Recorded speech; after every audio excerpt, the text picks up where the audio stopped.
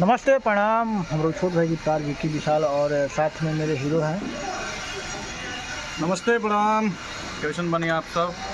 अभी छठ के शूटिंग पर बनी, अभी पटना में हमने छठ के लास्ट गाना सब के आज छठ के शूटिंग चालू बा और बहुत जल्द आप सबके बीच एक से एक वीडियो गाना आ रहा बा छठ पूजा के।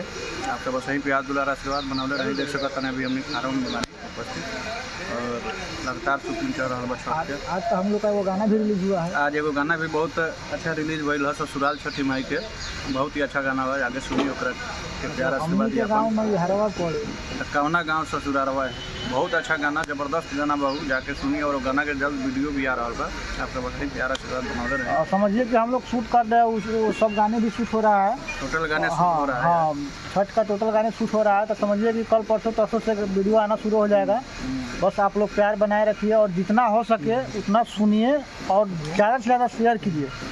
और इस प्रेमी पर्सनल और इंटरटेनमेंट दोनों चैनल से आ रहा है। आरसीएम म्यूजिक से भी आ रहा है।